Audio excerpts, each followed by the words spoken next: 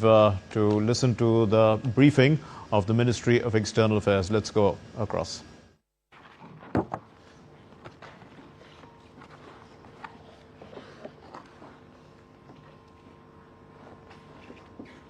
Switch off your mobile phone. Good evening, ladies and gentlemen. I welcome you to this press briefing by Foreign Secretary Shri Vikram Mishri on the ongoing developments around Operation Sindhu. We are also joined by Colonel Sophia Qureshi and Wing Commander Vyodika Singh. With that, I hand over the floor to Foreign Secretary. Sir, over to you. Thank you Ravi. नमस्कार, good afternoon, आप सबका स्वागत है। और मैं सबसे पहले अनुरोध करूंगा कर्नल सोफिया कुरैशी से कि वो आपको आज तड़के सवेरे से हुई घटनाओं से अवगत कराएं। Colonel Qureshi. Thank you sir. नमस्कार। 8 से 9 मई 2025 की मध्य रात्रि को पाकिस्तानी सेना ने सैन्य बुनियादी ढांचे को निशाना बनाने के इरादे से पूरी पश्चिमी सेना पर भारतीय वायु क्षेत्र का कई बार उल्लंघन किया। यही नहीं बल्कि पाकिस्तानी सेना ने नियंत्रण रेखा पर भारी कैलिबर वाले हथियारों से गोलीबारी भी की। अंतर्राष्ट्रीय सीमा और नियंत्रण रेखा पर लेह से लेकर सर क्रीक तक 36 स्थानों पर 300 से 400 लगभग ड्रोनों का इस्तेमाल घुसपैठ का प्रयास करने के लिए किया गया। भारतीय सशस्त्र बलों ने काइनेटिक्स व नॉन काइनेटिक साधनों का उपयोग करके इनमें से कई ड्रोन्स को मार गिराया। इतने बड़े पैमाने पर हवाई घुसपैठों का संभावित उद्देश्य वायु रक्षा प्रणालियों का परीक्षण करना और खुफिया जानकारी इकट्ठा करना था। ड्रोन के मलबे की फोरेंसिक जांच की जा रही है। प्रारंभिक रिपोर्ट्स से पता चलता है कि वे तुर्की के असीस गार्ड सोंगर ड्रोन्स हैं। इसके उपरांत रात में पाकिस्तान के एक सशस्त्र यूएवी ने भटिंडा सैन्य स्टेशन को निशाना बनाने की कोशिश भी की, जिसे पकड़ा गया और उसे निष्क्रिय कर दिया गया। पाकिस्तानी हमले के जवाब में पाकिस्तान में 4 हवाई रक्षा स्थलों पर सशस्त्र ड्रोन्स लॉन्च किए गए। इनमें से एक ड्रोन एडी रडार को नष्ट करने में सक्षम रहा। पाकिस्तान ने जम्मू कश्मीर के तंगधार, उरी, पुंछ, मेंढर, राजौरी, अखनूर और उधमपुर में भारी कैलिबर आर्टिलरी गन और सशस्त्र ड्रोन्स का उपयोग करके नियंत्रण रेखा के पार गोलीबारी भी की, जिसके परिणाम स्वरूप भारतीय सेना के कुछ जवान हताहत हुए और घायल हुए। भारतीय जवाबी कार्रवाई में पाकिस्तानी सेना को भी बड़ा नुकसान पहुंचाया गया। इसके अलावा पाकिस्तान का गैर जिम्मेदाराना व्यवहार फिर से सामने आया। 7 मई 2025 को रात 8:30 बजे एक असफल अकारण ड्रोन और मिसाइल हमला करने के बावजूद पाकिस्तान ने अपना नागरिक हवाई क्षेत्र बंद नहीं किया। पाकिस्तान अपने नागरिक विमानों को ढाल के रूप में इस्तेमाल कर रहा है, जबकि उसे अच्छी तरह से पता है कि भारत पर उसके हमले से हवाई रक्षा की तीव्र प्रतिक्रिया होगी।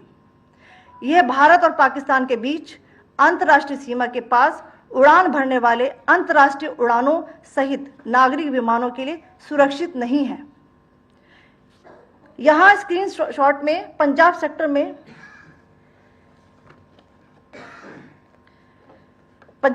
में हाई एयर डिफेंस अलर्ट स्थिति के दौरान एप्लीकेशन फ्लाइट रडार 24 का डेटा दिखाया गया है। जैसा कि आप देख रहे हैं, यहां पर भारतीय पक्ष का हवाई क्षेत्र घोषित बंद के कारण नागरिक हवाई यातायात से पूरी तरह से रहित है। कराची और लाहौर के बीच के हवाई अड्डे मार्ग पर नागरिक एयरलाइंस उड़ान भर रही है। हाई अलर्ट किया गया है विमान फ्लाइनेस एविएशन का एयरबस 320, जैसा कि आप यहां देख रहे हैं, जो कि शाम को 5:50 दमम से शुरू हुआ और रात को 9:10 लाहौर में उतरा। ये सारा डिटेल्स आप यहां देख रहे हैं, ये डिटेल्स यहां लिखा हुआ है। Can you see this?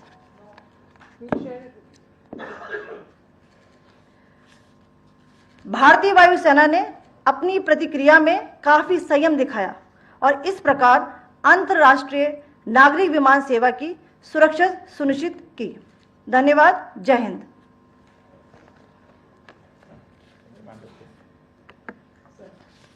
Good afternoon to you all. On the intervening night of 8th, 9th May 2025, Pakistan military carried out multiple violations of Indian airspace along the entire western border with an intent to target military infrastructure. Pakistan military also resorted to firing of heavy caliber weapons along the line of control. Along the international border and line of control, drone intrusions were attempted from Leh to Sir Creek at 36 locations with approximately 300 to 400 drones.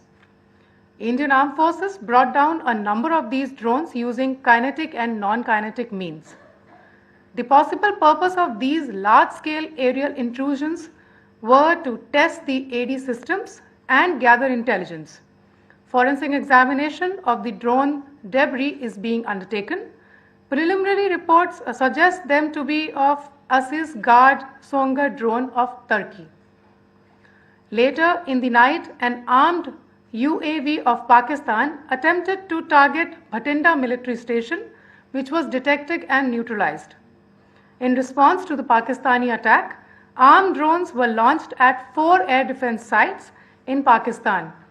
One of the drones was able to destroy an AD radar. Pakistan also carried out artillery shelling across the line of control using heavy caliber artillery guns and armed drones at Tangdhar, Uri, Poonch, Mendhar, Rajouri, Akhnur and Udhampur in Jammu and Kashmir area, which resulted in some losses and injuries to Indian Army personnel.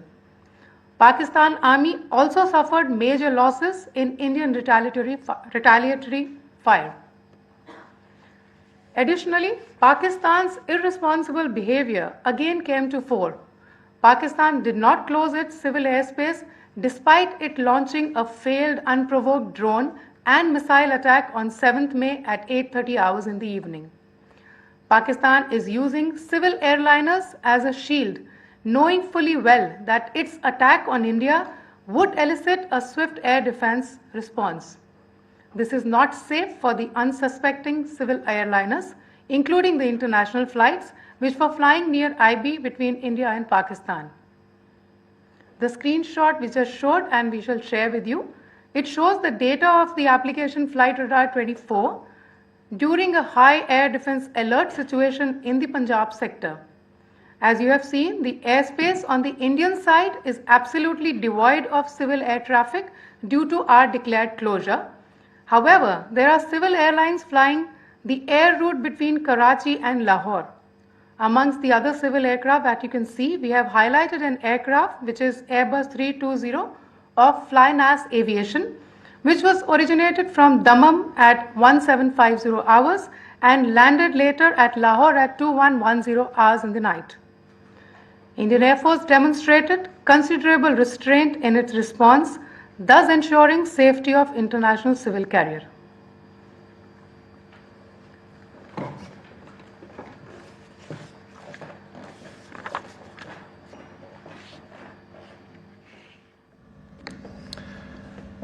Thank you, Colonel Qureshi, Wing Commander Singh. I have just a few points to share in addition. कल रात की पाकिस्तानी सेना की कायरतापूर्ण गतिविधियों से आपको colonel Qureshi और विंग कमांडर सिंह ने पहले ही अवगत करा दिया गया है. These provocative and escalatory actions that were taken by Pakistan last night were targeted at Indian cities and civilian infrastructure, in addition to some military targets. The Indian Armed Forces responded proportionately, adequately and responsibly. ये जो हमले हुए कल रात को भारतीय सैन्य इकाइयों ने पर्याप्त रूप से और एक जिम्मेदाराना रुख अपनाते हुए इन हरकतों का उत्तर दिया. what I want to underline is that the official and blatantly farcical denial of these attacks that Pakistan carried out by the Pakistani state machinery is yet another example of their duplicity and the new depths that they are plumbing in their quest for disinformation. The other point in the same vein is Pakistani claims that they did not target or attack any religious places. You would recall that yesterday I shared with you an incident related to the attack on a Gurdwara in Punch. Instead of owning up to these attacks, Pakistan made the preposterous and outrageous claim that it was the Indian Armed Forces and the Indian Air Force that was targeting cities like Amritsar and trying to put the blame on Pakistan. This is nothing but a desperate attempt by Pakistan to disown its acts of aggression, but it is also true to type in its effort to deceive and mislead the world. It will not succeed. The Gurdwara in Punch in particular was attacked by Pakistan, and some local members of the Sikh community, including a Ragi of the Gurdwara, lost their lives in this incident, as I shared yesterday. TV पर आप इस हमले के चित्र देख सकते हैं. In addition, that we would attack our own cities is the kind of deranged fantasy that only the Pakistani state can come up with. Perhaps they do it because they are well versed in such action, as their history would show. The last point I wanted to make this evening is again this disinformation that is coming from Pakistan about India targeting the Nankana Sahib Gurdwara through a drone attack. This is again yet another blatant lie and part of Pakistan's disinformation campaign. As we saw in the Pahalgam attack, Pakistan is again trying desperately to impart a communal hue to the situation with an intention to create discord. Again, we are not surprised. India's steadfast unity in itself is a challenge to Pakistan. Let me stop there. I have time only for a few questions and be happy to try and answer them. First, I call Siddharth. Siddharth, please. Hi, sir. I'm Siddharth from Beyond. So this is Siddharth, behind, please. The other Siddharth. yes. Hi, sir. I'm Siddharth from CNN News 18. Sir, I only want to know from you the status of Kartarpur corridor. Is it open or not? If you can. I think you're all aware of the situation along the entire India-Pakistan border and the areas around the line of control. In view of the existing security scenario, the services of the Kartarpur Sahib corridor have been suspended till further directions. We'll update you as and when there is a change in the situation. You have a question there, Rishabh? So, good evening, Rishabh from Times Now. So, you spoke about religious places being hit in Jammu. There's another religious place which is Carmelite Nun church that has been hit. What do you have to say about it? If you can explain that. Yeah, actually, we do have some information about this extremely regrettable and condemnable incident.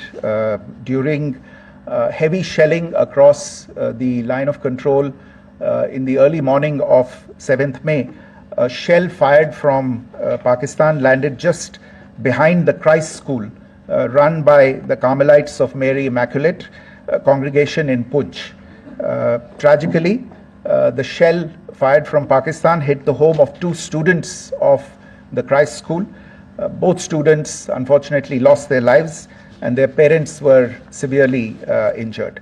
Another Pakistani shell struck a Christian convent of nuns belonging to the congregation of the Mother of Carmel, damaging water tanks and destroying solar panel infrastructure.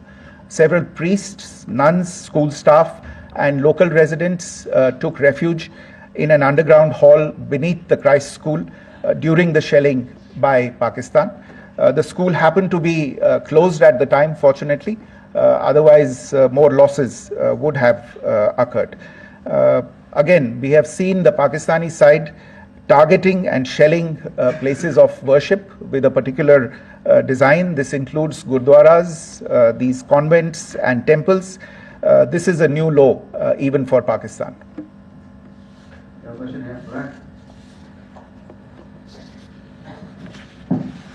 Sir Pranay Upadhyay अमरजाल से। Sir कल आपने इसी podium से पाकिस्तान के IMF bailout को लेकर और इंडस वाटर ट्रीटी को लेकर जो टिप्पणी की थी उसकी पाकिस्तान में काफी तीखी प्रतिक्रिया भी आई और उसके बाद हमने देखा कि पाकिस्तान की तरफ से किस तरीके से लेह से लेकर भुज तक पूरी बॉर्डर के ऊपर जो इन्वेजन था वो किया गया।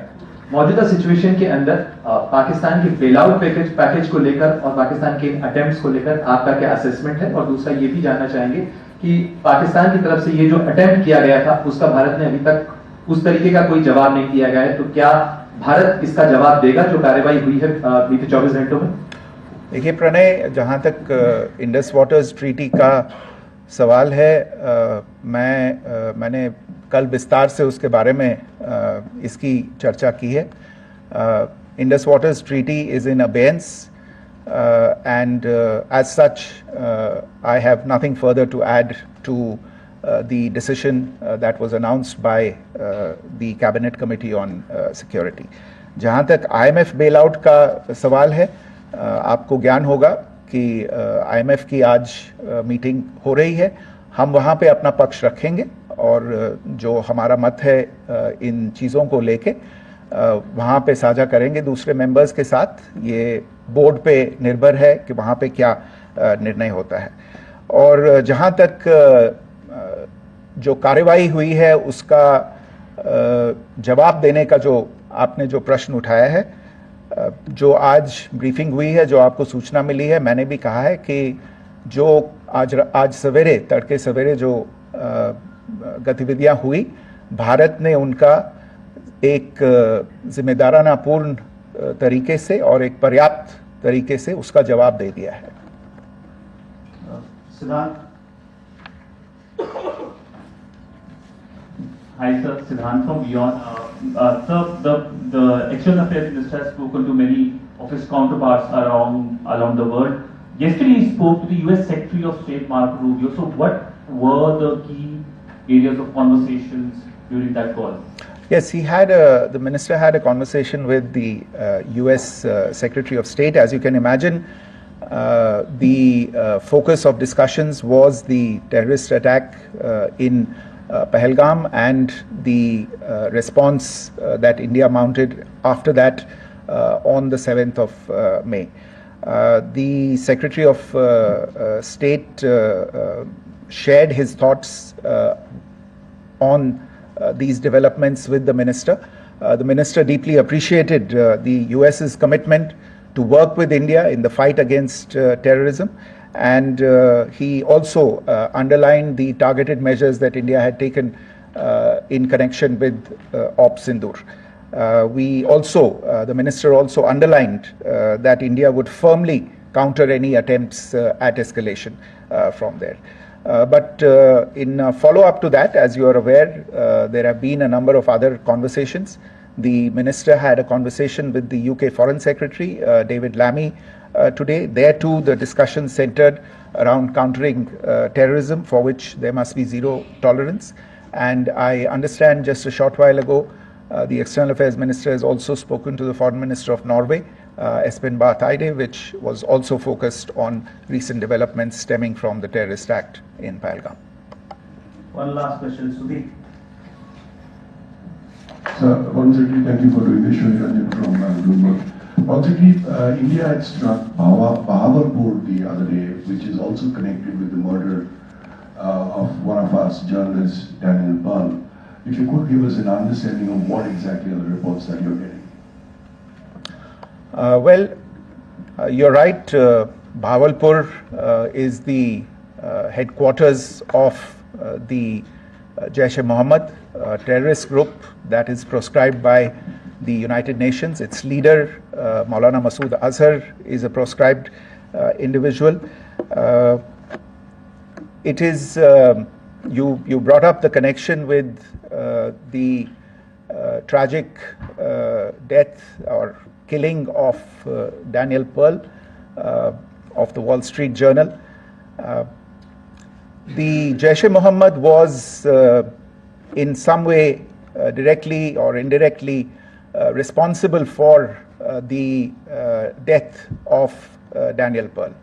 But the real connection is through Ahmed Omar Saeed Sheikh, the British Pakistani jihadi who was held in India but was finally released in